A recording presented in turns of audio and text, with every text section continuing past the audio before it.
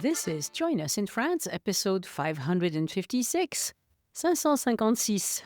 Bonjour, I'm Annie Sargent, and Join Us in France is the podcast where we take a conversational journey through the beauty, culture, and flavors of France. Today, I bring you a conversation with Elyse Rivin of Toulouse Guided Walks about the enchanting city of Annecy, known as the Little Venice of the Alps. Discover why this picturesque destination captivates travelers with its stunning scenery, rich history, outdoor adventures, and really good cuisine. Listen in for insider tips and stories that will inspire your next French getaway. This podcast runs on chocolatine, caffeine, and the support of lovely humans like you. You book itinerary consults, take my voice map tours, ride shotgun in my electric car, come to the boot camp, or slip me a few euros on Patreon. And I love you for it. Want to keep me going and skip the ads? There's a link for that in the show notes. And head to joinusinfrance.com/boutique for all of my services. For the magazine part of the podcast, after my chat with Elyse today, let's talk about some big differences between life in the US and life in France. Things that surprise visitors and even long-time expats. And also about the Paris balloon that's doing its part to understand the increasingly crazy climate that we have. Want all the links and the full episode transcript? You'll find everything on the page that lists all episodes by month at joinusinfrance.com/episodes. And if you'd like a handy summary of the conversation with all the useful links, subscribe to the newsletter at joinusinfrance.com/newsletter. It's the best way to stay in the loop.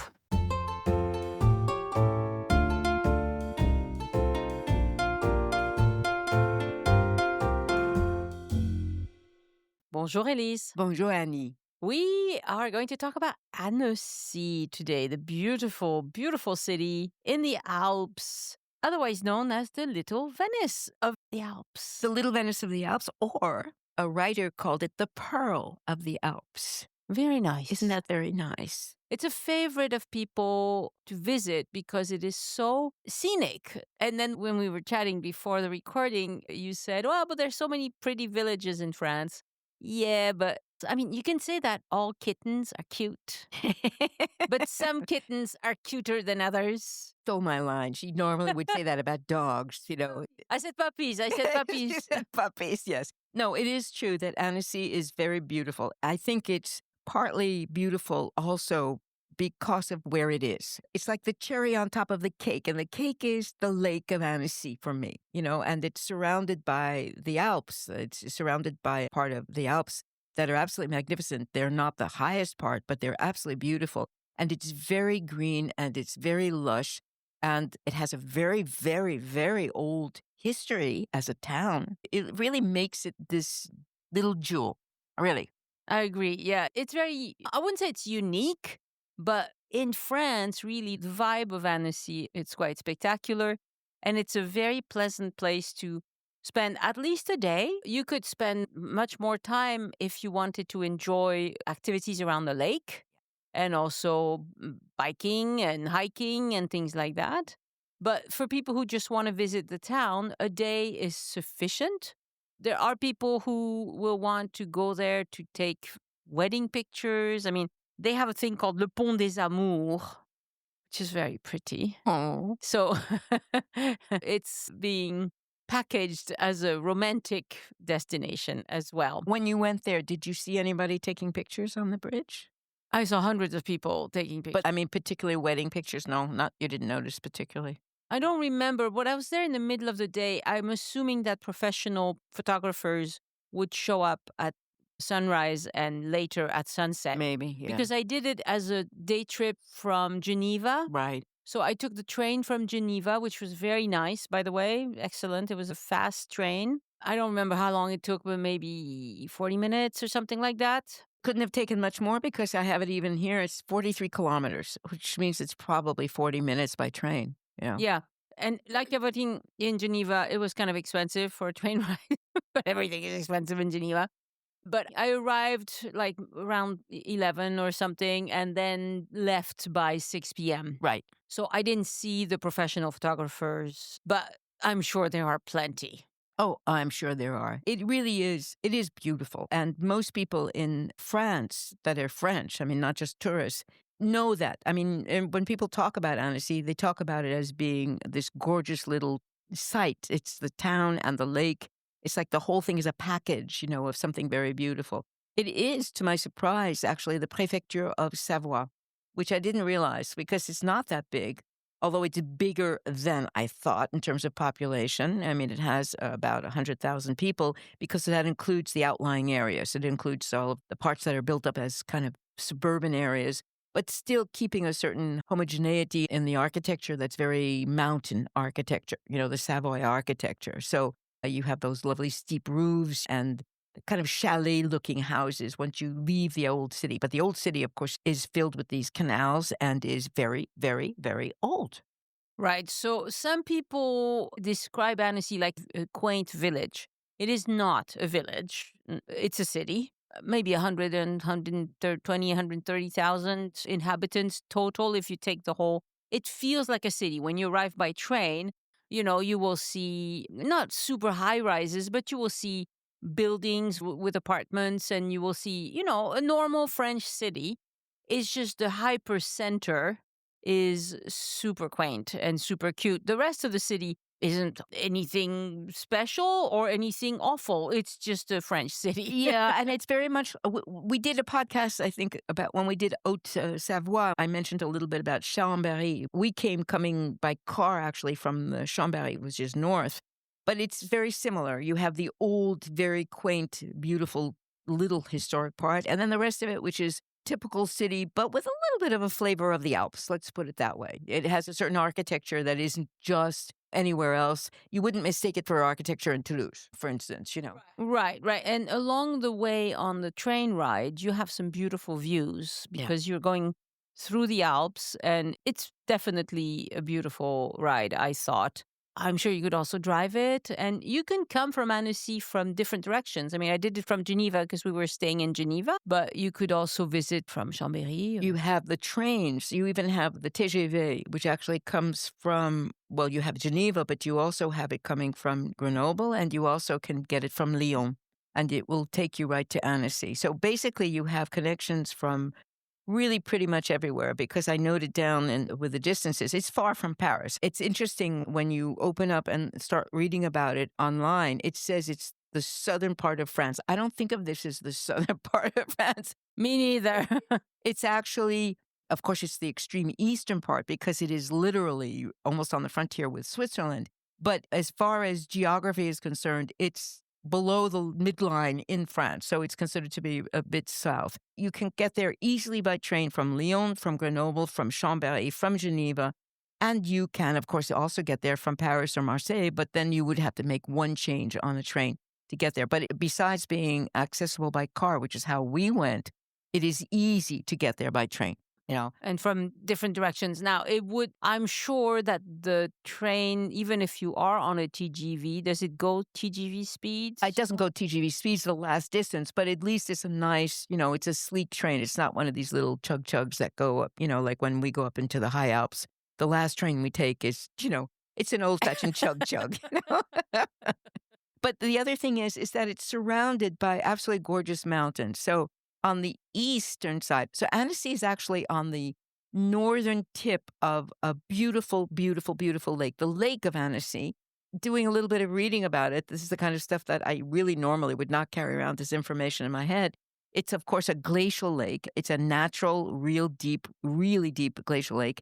It's the second largest glacial lake in France, and the water in it is so pure that you can drink it, which is exceptional. There are two reasons. One, because it never had terribly polluting heavy industry around the lake. That's correct. I didn't see any remnants of heavy industry. No. And the other thing is that they managed, I guess, in the last 40, 50 years to do enough water treatment, in spite of the fact that there are lots of water sports that take place on the lake, to keep it that clean, because it is the water that winds up going into people's houses, in Annecy and around there.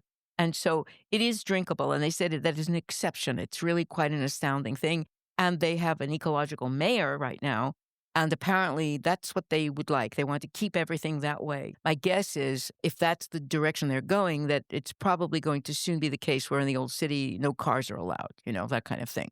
It's all pretty hard to drive through there, So the eastern side is called the Massif des Bornes, Bornes.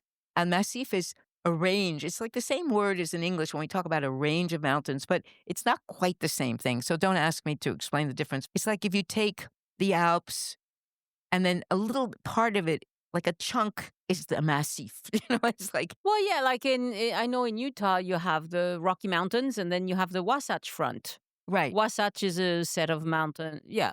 It's a set of mountains, right? Inside the huge Rocky Mountains, right? Exactly. So you have the Massif des Bornes on the eastern side, and you have on the western side the Massif des Bauges, Bauges, which I know better. And that is actually the section we drove through getting there because we were coming down from my stepson's house up in the Alps and traveling and visiting lots of places. And I have to say that my memory is meandering, coming down from up there in Chambéry and going through these mountains. And of course, my husband at the time was really able to do all this kind of driving and walking. And you get to a point where you're on the top of one of the mountains, and all of a sudden you have this view out over the lake and the city, and it's absolutely gorgeous, just drop dead gorgeous. It's really spectacular. And so along the lake, you have lots of hotels, more in the old-fashioned style.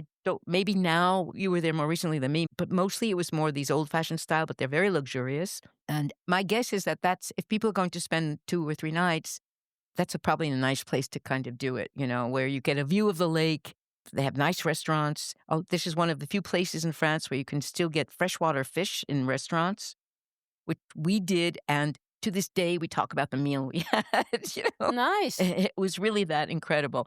And so it's very nice. And then, of course, you work your way to the old city. But just as an idea for people who are active outdoor sports type people, the number of things you can do around the lake or on the lake is really quite amazing. You can fish, you can row, you can swim, you can windsurf, you can water ski, and Annecy and the lake are the center of paragliding in France.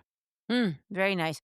That's because of the winds. Right. You can also just get on a big tourist boat, which is what I did. Did you go on a tourist boat? Oh, yes, of course. If there's a tourist boat, I'll get on it. I love those things. Do they tell you anything about the history, or is it just a tour around the lake? Do you remember? I don't remember. I think there was commentary, but, it doesn't matter. Like, I wasn't there for the commentary. Okay. No, I was just wondering if there's anything that you learn from being on the boat as opposed to just walking along the banks of the lake or anything like that. No, nothing that stuck in my mind. But honestly, I was there just for a few hours. And so I couldn't go around the lake. I knew I didn't have time for that. I saw a couple of places right by where the city center, there's like a whole area where the lake comes. And along there were bike rental places. Yes. But there weren't that many. So I think perhaps if you are going to go there and you want to rent a bike, you should book that in advance because they looked like they were mighty busy. That's very possible. What I did notice was that they were increasing the amount of cycling paths. That right now they mentioned 46 kilometers of cycling path because it doesn't go completely around the lake. I mean, it's a very big lake, but there's a lot, and they encourage it, of course. Oh, I thought it did go completely around the lake. I don't think you can take a bicycle completely around the lake. I think there's a big chunk of it you can do. The lake is very, very big, so I don't know if you can do a full circle around because I think that would probably take more than a day to do, It's very big, the lake. No, I've had people on the podcast saying that they did it in 5 or 6 hours. Did they do it in 5 or 6 hours? That was with an electric bike or a regular bike? I don't remember, but I'm quite sure there would be no point to having a partial bike path around the lake. Like, it has to be complete. My understanding was that it makes a kind of U shape. In other words, because Annecy is up the northern tip, you can go east or west, you go down, and then you basically come back and go back the other way.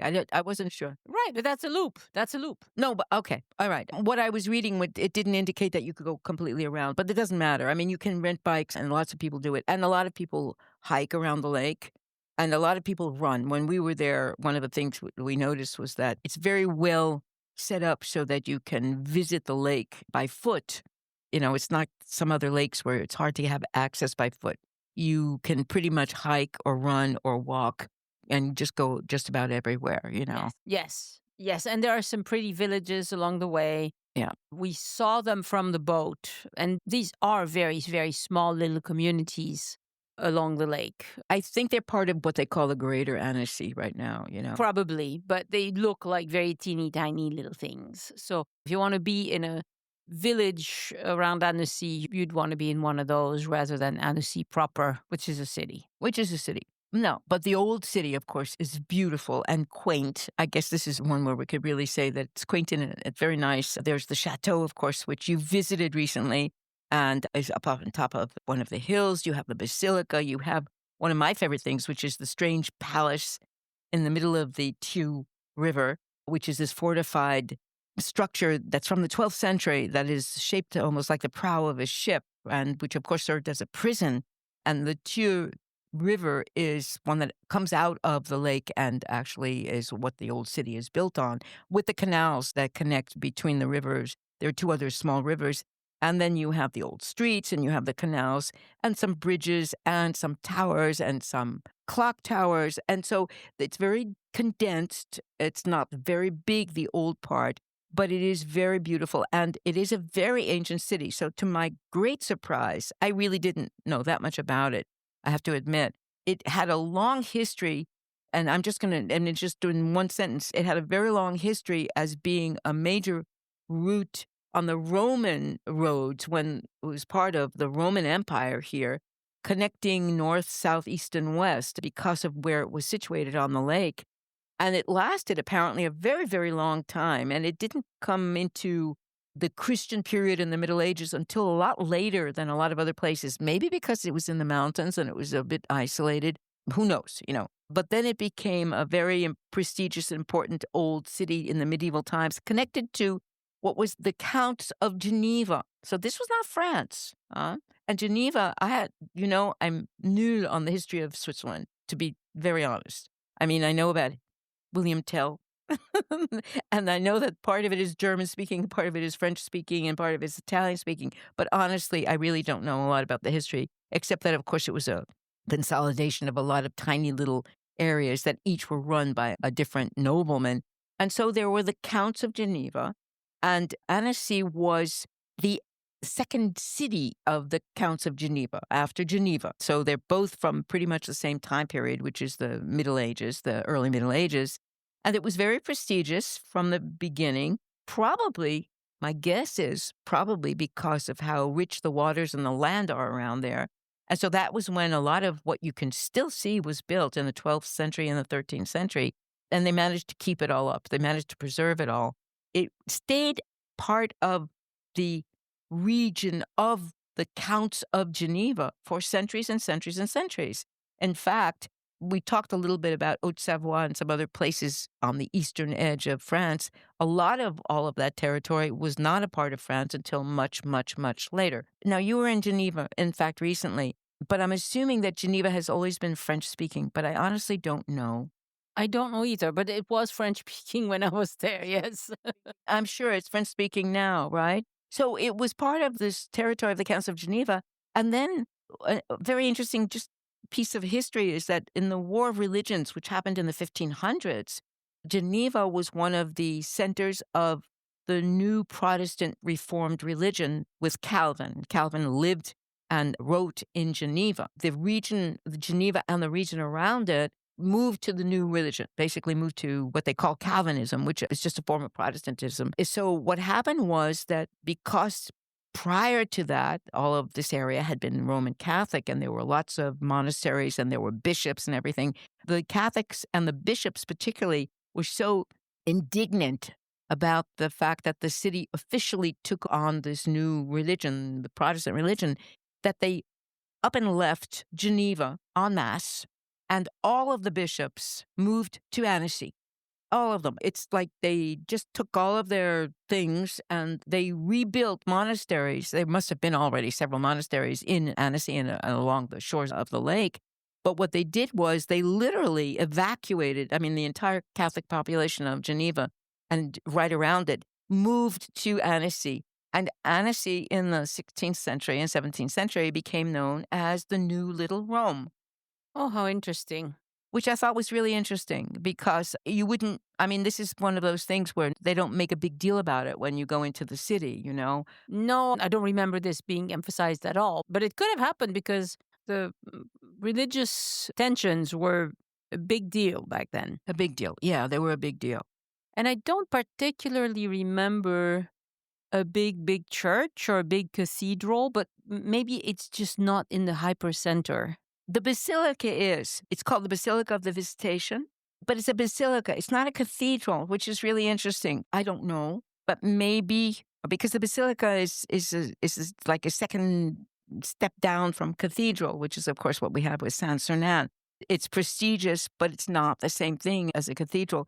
It is very possible that the cathedral was destroyed. I really have no idea. But the one big church is the Basilica of the Visitation. And it's really from that time period, which means it's not as old as a lot of other structures are actually in the old city center. So it's interesting to know that it got rebuilt at that time during the War of Religions. But something clearly happened because it wasn't destroyed, but there was no major cathedral. So I don't know. And the palace, of course, of the counts stayed, and you're going to talk about what it's like to visit it on the inside. But what's interesting, too, is that because this was not part of France, this was part of the little mini kingdom of the area around Geneva, it then became attached to what became known as the Kingdom of Savoy. And Savoy is very strange because it was a kingdom that lasted for quite a few centuries. And if you take a look at a map, it starts in the mid-Alps and goes straight down because it's basically more Italian than French. It's very strange. And it includes parts of northern Italy, and it included, of course, the area around Nice as well. And all of that was the Kingdom of Savoy. And I don't know what language they spoke. I don't know if they spoke Italian, if they spoke French, or whatever. They may have spoken a dialect. And so Annecy was ruled by the kings of Savoy for several hundred years. And then it got given to the Kingdom of Sardinia. Oh, that's unexpected. Which is totally unexpected. I tried understanding how this worked, but I could not figure this out because it didn't look like it was because of some war. It was like trading off pieces of area. Who knows? We don't. We don't know. Somebody knows, but we don't. So Annecy, believe it or not, it went through this period where first it was connected to Geneva, then it was connected to the Kingdom of Savoy, and then it was connected to the Kingdom of Savoy and Sardinia. And Sardinia is really far away. And then after the French Revolution, which affected the city of Annecy, even though it was not part of France, it was not yet part of France at the time of the French Revolution. It was right on the border. You go to the other side of the lake and you're in France. So there were French troops during the Revolution that stationed themselves in Annecy. I don't understand this. I really don't. But the people apparently there were very sympathetic to what was happening in France and were sympathetic with the ideas of the French Revolution. And so they basically annexed themselves informally with France. And when Napoleon came, he basically decided that Annecy should be part of France, but it was not made official until this restoration and then the empire in the middle of the 19th century. And so actually Annecy and the region around it are only officially part of France since 1860. Wow. Which is when Nice became part of France. Right. Yeah. Except that when you go to Nice, you feel it a little bit Italian. Correct. When you go to the old city of Nice, you can feel the Italian quality that it is, the architecture and even the food. And Annecy doesn't feel like that at all. No, it does not. It does not. It feels French. Yes, it does. To me, it does. So we need to find somebody who has ancestors who go back 5,000 years in Annecy to understand how that happened. But it is in spirit and in style, it is French. It is absolutely French. So why don't you talk a little bit about what you liked when you visited the different things in the old city center? Well, okay, so the Palais de Lille, which you mentioned, is actually pretty small. I mean, if it's called the palace, you think it's going to be big. No, it's not. It was just a small little thing. It does look like it used to be a prison for sure. You can visit it for a few euros. I thought it was interesting. But again, I was only there for a short time. I didn't spend all sorts of time in there. I went to the Château d'Annecy. Going up the hill was a little bit steep, but it was worth it. You're rewarded with a beautiful view from the top. There are some things in the chateau, but it's not a fully furnished chateau with a lot of stuff. It's used for temporary exhibits, it's used for performances, it's used for a lot of stuff, but nothing was going on when I was there. But the view is absolutely beautiful. And I'll share some video with patrons or something. I'm not, because I took some video from up there. It's really a beautiful, beautiful sight. You can go inside the chateau. Oh, definitely. Yes. Yes, you can visit the inside. The chateau is big. The Palais de Lille is small, but the chateau is big. I'm sure they have weddings and receptions and things up there because it looked like it was set up for that kind of events. Obviously, the old city that you mentioned is gorgeous. It doesn't take forever to visit it. There was a street market, an open air market going on when I was there. So there were also a lot of vendors and it was very nice. Everybody packed up by 12:31 like they normally do. So that was very nice.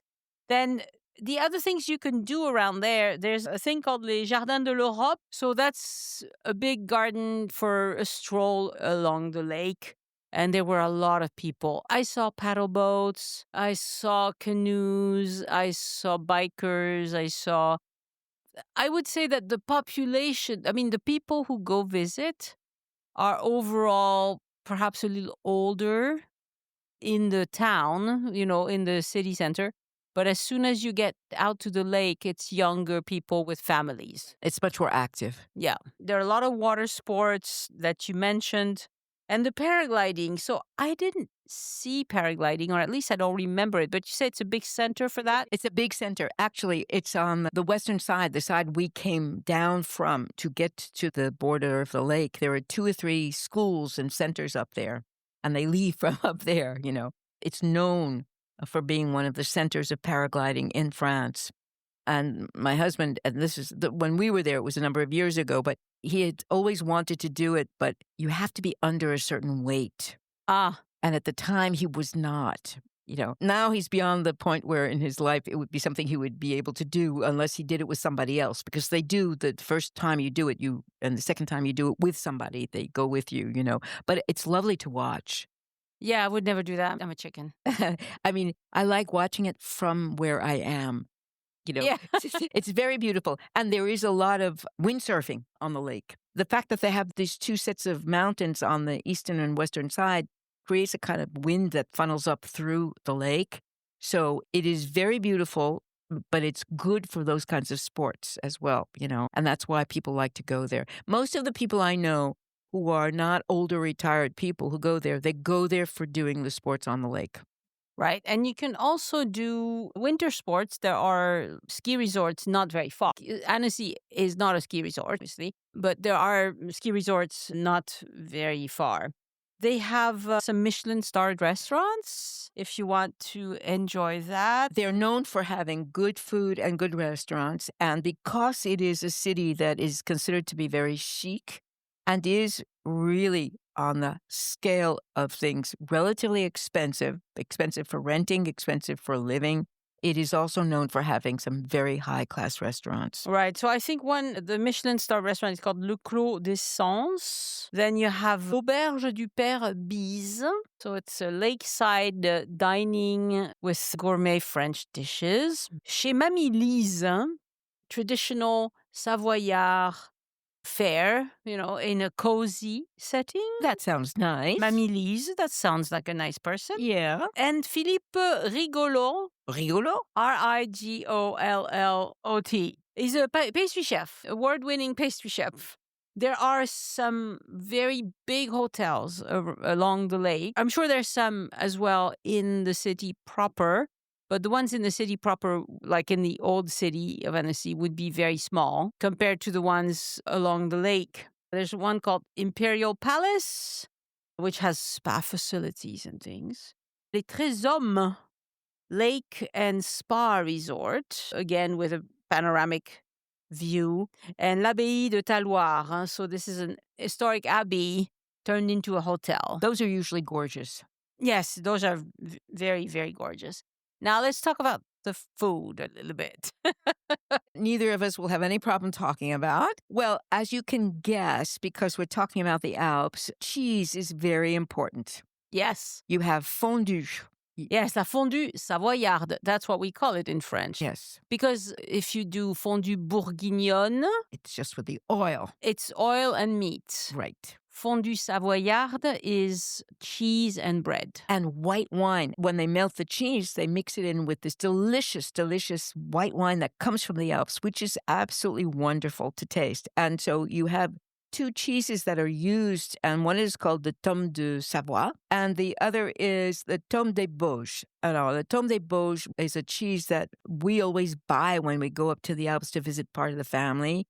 But I don't eat fondue, but I eat Tome des Bauges just sliced and put on a piece of bread, and it is absolutely delicious. These are cow cheeses. These are not goat cheeses. This is cow cheeses. And actually, I don't think there are any sheep cheeses in the area. But they do make, there's also reblochon.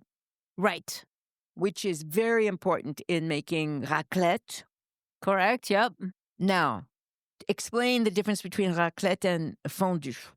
All right, raclette is a thing where you melt the cheese and you put it over a baked potato or a boiled potato. And you usually also add cold cuts. So it's going to be with ham, cured or not, or boiled ham.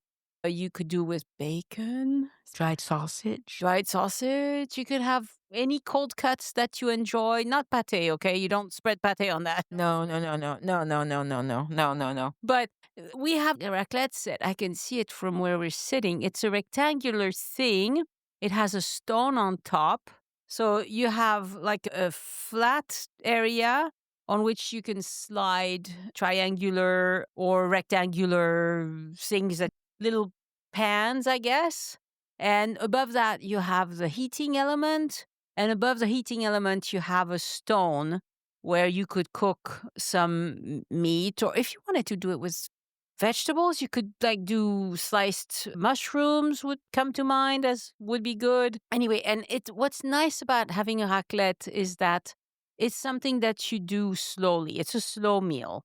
So you sit around the table, everybody prepares their own thing, and then when the cheese is melted, you just dump it onto your potato. And in France, you can buy the raclette cheese already packaged. They will sell you 24 slices, or you can buy more for bigger groups. It's very filling. Like even me, I'm a pretty big eater, but I can only have so many of that. Well, I think that raclette and fondue, I mean, basically the two staples of food from historical times are cheese and potatoes up in these mountains. And it's to keep you warm because you have cold winters and you go out and you're active in all of this, and so you have to have energy, inside. Right. If you've been skiing all day, having a raclette or fondue is a great idea. But if you've been sitting on a boat all day, then you will sink into the water once you eat it. You won't be going very far. Be a little careful with this stuff because it's not, the calories go up very, very quickly. It's really good to eat this stuff in the wintertime, not in the summer. They also have, and it's very similar to, of course, what's typical in further up between. This is the department of Savoie, which is one department, and then you have the Haute-Savoie. So one is just on top of the other, basically north-south. But they have very similar foods. You also have these little sausages that are made with smoked meat called Thiou or Diot. I don't know if the Savoyard pronounced the T at the end. I have no idea. Me neither. And then crozet, which are tiny little, which are made from buckwheat flour. And I have to say, I have to admit, I tried buying a package and cooking them, but I didn't do whatever it is you're supposed to do because it was like, I'm not sure what makes this different from eating other pasta. It looks like pasta.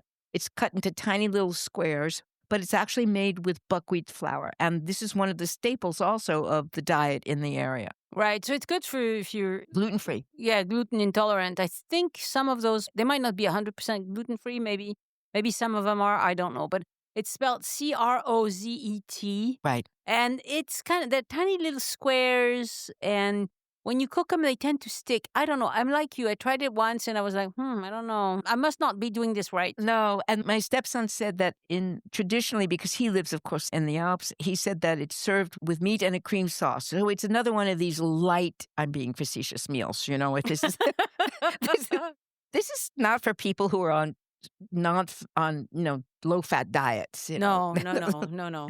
They also have the Gâteau de Savoy, which is a kind of, it's like what the Germans call a Kugelhof, which I love. It's like a yeast-based cake. Yeah, they're beautiful. They're tasty. It's when they're rum in it. Oh, yes. And they have a lovely white wine that is a little bit fruity, but really not sweet. We're not talking about sweet wines.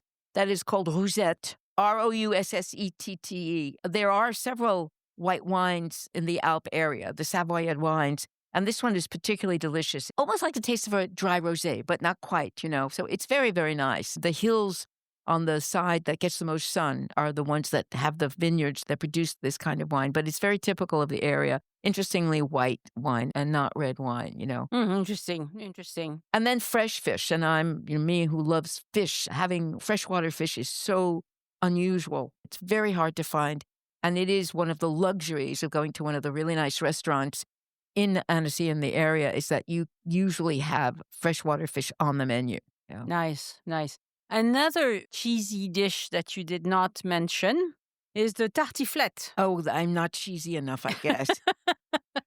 So tartiflette is a potato dish with lots of cheese in it. So what's the difference between tartiflette and raclette?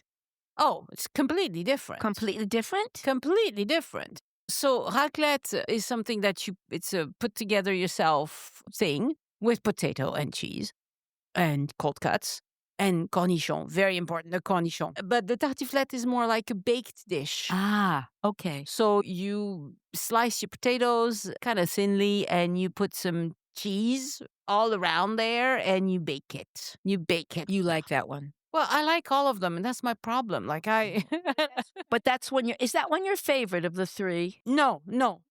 Of the three, the fondue is my least favorite because you put your bread in the pot and sometimes you can't fish it out. And you twirl it around, right? You lose your bread half of the time and then you end up with a mess of sticky cheese at the bottom of the pot and no. Okay. I'm done with that. I did that a few times. I'm not doing that again. Raclette is my favorite. Okay. The tartiflette is also good. It's actually a pretty important thing that you can buy when you go to Christmas markets. They often sell barquette of tartiflette, like aligot, but it's tartiflette. I love aligot. Oh boy, do I love aligot. Yeah, well, we're heading into spring and summer, and here we are talking about heavy-duty winter foods, Yes. So yes, I would say my raclette is my favorite. I think it's a perfect meal when you have friends over because it makes the meal more interesting. And kids, if you watch them, they can't really hurt themselves. I mean, they could stick their hands on the heating element, but most kids won't do that. No. And you could serve it with a salad, with a nice fresh de la laitue. I don't know how to say that. Boston lettuce. Ah, yes, Boston lettuce. I would pair it with Boston lettuce, personally. And definitely gherkins or some kind of little pickles. Yeah, pickles of some sort. I love pickles of all sorts. You need that. And the little white onions as well. Oh, well, those I like. Those are good. Little white onions, pickled white onions are also very good. So it's a very nice place for food. You just have to go easy with it. You have to go easy with it, yes. And I do honestly, I mean, this is awful to say because I have such a sweet tooth, but I remember they had 2 or 3 wonderful artisanal ice cream places.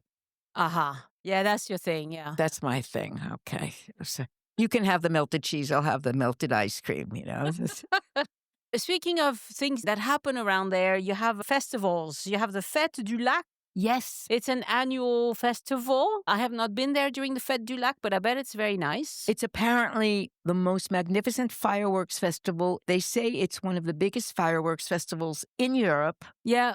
And it is on the first Saturday of August every year. And what I read says that it is since the celebration of Annecy being annexed to France. Oh, very nice. So they're celebrating being French. Good for them. I would celebrate that as well. I would celebrate that as well, too. And considering that I like fireworks, I would think. But you're not French yet. But I'm not French yet. Go ahead, woman. Do it. Okay. Oh, my. But I'm French in spirit mostly, I think. Yeah, that's why you need the paperwork. But I want to go to see these fireworks. That would be nice. Another thing that you can do is the Retour des Alpages. It's a celebration of Alpine traditions. They have music, food, and crafts, and, more like a little fair kind of thing. Is it when they come down or when they go up? C'est le Retour des Alpages. So it's when they come back. Okay. If you live in the United States or in Australia, you probably have no idea what this is. It is traditional in France for people who have huge herds of cows and sheep and goats to take them to the high altitudes in the mountains for the summertime. Right. And it's a big deal. It's a big deal in parts of the Pyrenees. It's a big deal in parts of the Alps. And it becomes a special day celebration. And of course, it clogs up all of the traffic. And, they have to let everybody know ahead of time. But people come out to watch it because the lead cow usually has flowers around her neck. And there are big bells. And there's a whole group of people with the shepherds who take them up. And shepherding is still a modern profession in France. I mean, there are people who study to become shepherds or shepherdesses. A lot of women, as a matter of fact. A lot of women. And they spend the 2 months of the summer up in the mountains with the animals. And so there's a celebration when they go up, and then there's a big celebration when they come back down. Right. So then that way the animals enjoy the very fresh kind of grass that grows up in altitude. Which makes the best milk for cheese. Exactly. And that's called the transhumance. Right. Down here we call it transhumance. I don't know if they call it transhumance up there, probably. They also have the Annecy International Animated Film Festivals. Yes. This brings out international animation kind of talent, which is a wonderful thing to do. Yes. It's a relatively well-known festival.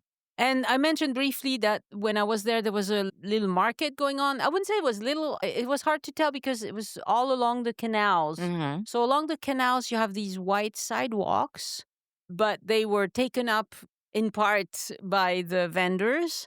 It was the usual French market things. You had some food, you had some hats, you had some clothes, you had some shoes. A lot of food, some more food, and again, more food. Did they have some of the crafts? Because I've received as a gift from members of my husband's family objects for the kitchen carved out of wood that come from the Alps. For instance, they have little containers for holding salt and spoons, wooden spoons that are very typical of the local crafts in parts of the Alps. Very nice. Yeah, no, I did not notice that, but I'm sure there were some. I didn't look at every single thing. I was kind of in a big hurry to get to the boat. I wanted to do the boat. She wanted to get on the lake. Yeah. And let me just mention, for those people who can stream French series, there is a very delightful police series called Cassandre. That is the name of the police captain. It's a woman. You have to spell it. Cassandre. It's a first name from actually mythology, I think. Anyway, it's a series that's been on for about 6 or 7 seasons. And of course, a season in France means 6 or 7 episodes, not more. But it takes place in Annecy and it's filmed along the lake. And I was just mentioning to you that they don't usually film inside the old city on the narrow streets, but they film along the lake and on the lake and up at the castle all the time.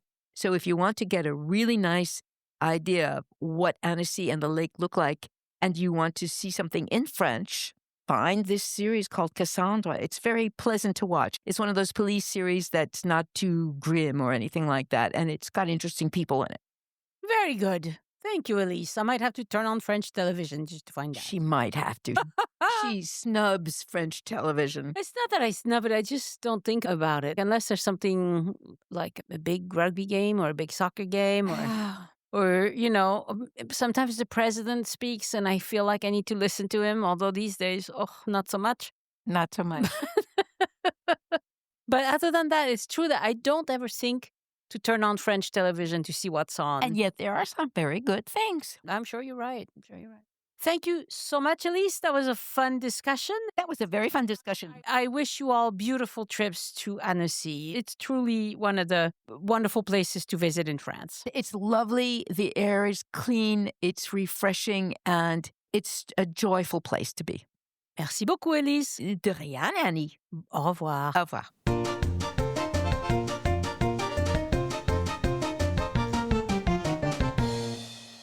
Again, I want to thank my patrons for giving back and supporting the show. Patrons get several exclusive rewards for doing so. You can see them at patreon.com/join us. And a special shout out this week to my Join Us in France champions, Molly A. McCurdy, Nancy, Marnie McKimmy, Carol McNamara, Hannah Blavlock, and thank you, Christine, for going to yearly support. Would you join them too? You can do it for as little as $3 a month, but if you can afford it, I would love to have you pledge more so you can have access to more rewards.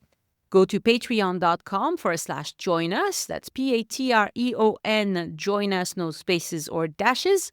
And to support Elyse, go to patreon.com/ElyseArt, ELYSART. This week, we had our Zoom meetings with patrons where I discussed my adventures/misadventures going to Carcassonne to see the beautiful July 14th fireworks in the company of one of my most wonderful patrons, Dawn, and we learned a lot. Everybody needs to learn a lot about this. It's not a normal event, okay? Somebody left this review of my Montmartre voice map tour this week. I have done many of these tours around the world, and they never cease to amaze me how good they are. It's sometimes hit and miss, depending on the narrator, but this specific one, Montmartre, was a great one. Super engaging and amazing tidbits thrown here and there. We walked past many walking tours, and they were not learning all the things we were learning, so I definitely recommend it. We also did this in the rain, and it was totally fine. Just use a big umbrella and don't get dissuaded by the weather. We nearly did, and we are glad we didn't. Voice map is like taking a private tour with a human guide who doesn't forget any of the things he meant to tell you and lets you stop wherever you want, picks up again at your leisure, and even goes to a different point on the map. You cannot do that with a live tour guide. Podcast listeners get a big discount for buying these tours from my website. It's best for me as well because I get to keep more of what you pay instead of giving it to Apple or Google. But if you go through joinusinfrance.com/boutique, it's not instantaneous like it would be if you bought the tour on the app. To use your tour code, open Voice Map, tap Tour Codes at the bottom right, enter the code, and download the tour. You don't have to use your tour credit immediately. It just sits in your account until you're ready. Have a great time in Paris, and do take me in your pocket with Voice Map. If you're planning a trip to France and want some expert help, you can hire me as your itinerary consultant. Consider booking early at joinusinfrance.com/boutique. Some months are busier than others. All right, let's talk about the big differences between the US and France. There are some things that surprise visitors and even longtime expats. For a bit of context, I was born and raised in France to French parents. I didn't even start to learn English until I was 12. But then I went to work in London for a couple of years in my early 20s, back when you could do that easily, England being in Europe, and then to the US later. That was a little trickier, but I was a student, so it was okay. I lived in the US for 16 years, and I've been back in France for 20 years now. So I kind of understand how things work on both sides of the pond. First, there are no giant billboards on the freeway. You will not see any ads for lawyers or medical treatments plastered on the roadside here. In fact, France does not allow medical ads on TV at all, or even outdoor advertising like that at all. It makes a huge difference visually. Everything feels calmer. Consumerism is also toned down. People here keep stuff longer. Their cars, their TVs, their appliances, they keep them for 10 years or more. We don't gut the kitchen every time a new trend comes along, and we move a lot less than Americans in general. Most French people live in the same region their whole lives. When it comes to work-life balance, French people take their vacation time very seriously.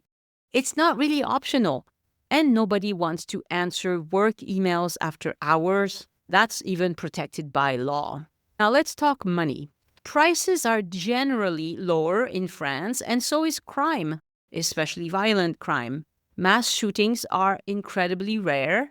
There's also no tipping pressure. There's some places in Paris that are very touristy that are trying to change this, and not just in Paris. Anytime where it's super touristy, they will try to tell Americans that the tip is not included, and that is not true. Tips are included. If you want to give a little more, you can, but you don't need to. You know how in America you order a coffee and on that little tablet it's asking for 20%? Yeah, that does not happen here, at least very rarely. Big box stores, we have some, but not that many. Chains do exist, but mom and pop shops still dominate, especially in food. Same with restaurants. We don't do giant portions or free refills, but you get a proper 3-course meal if you're hungry. France has adopted Black Friday, but it's more controlled and sales are regulated. Again, this is kind of changing a bit, but we're hanging on. Credit is another big one. French people don't typically carry debt, at least not consumer debt. If you want a revolving credit line, you meet with a banker and you prove that you don't live beyond your means. Nobody gets offers for, 0 interest credit cards for a year and then 30% for the rest of your life. Holidays like Christmas and Halloween don't drive the same shopping frenzy that they do in the US. More and more people are buying local, choosing repairable over disposable. It's just a different rhythm here. Slower, more deliberate, less loud. And for many of us, that's part of the charm. But you should know, if you're used to a frenzied pace of life, France, if you move here, will feel very boring, okay? At first, it feels boring. And then you adjust and you go, Okay, let's talk about the Paris balloon that's doing its part to understand our increasingly crazy climate. And that balloon is in Montparnasse. You can see what Paris looks like from 150 meters in the air. And you can also see what the air you're breathing in the city really contains. You can experience both by taking a ride on the Ballon Générali de Paris. It's a one-of-a-kind attraction in the Parc André Citroën in the Montparnasse area. It isn't just a fun hot air balloon ride, though it is that too. It's a flying laboratory that tracks greenhouse gases like CO2, methane, and even water vapor. The balloon is part of a European scientific program called ICOS City, ICOS. It monitors how pollution moves through urban environments. And in fact, Paris is now seeing a 25% lower emissions than before. And this balloon helps keep track of these improvements. Most cities in Europe are making similar sorts of studies and improvements, which is very important because air quality matters. When you fly, you'll see real-time climate data displayed on the inside of the balloon, things like average global temperatures and European warming trends since the pre-industrial times. It's a wonderful reminder of the stakes of climate change, but also of the role that technology and cities can play in responding. The balloon operates daily from 9 a.m. to 7 p.m., weather permitting. So this is really important. No reservations are needed. You just show up and buy your ticket. But before you go, you must check their website to make sure it's flying that day. The site is ballondeparis.com. I checked this morning. It's not operating this morning because of wind. And, this is in the middle of July. So always check. Tickets are €20 for adults and 15 for kids aged 3 to 11. Children under 3 fly free. The ride lasts about 10 minutes with unforgettable views of Paris and its landmarks, all while helping researchers understanding how to fight climate change. So if you're visiting Paris between spring and early fall and you want a unique experience that's fun, educational, and good for the planet, go see the Paris Balloon at the Parc André Citroën. There are no lines, no stress, just the joy of rising above it all. And I'll put the link in the show notes. It's a fun place to go. My thanks to podcast editors Anne and Christian Codovan, who produced the transcript. Next week on the podcast, a tale of sisters exploring Paris and the French countryside with Casey Amistad. Thank you so much for listening, and I hope you join me next time so we can look around France together. Au revoir. The Join Us in France Travel Podcast is written, hosted, and produced by Annie Sargent and copyright 2025 by Addicted to France. It is released under a Creative Commons Attribution, Non-Commercial, No Derivatives license.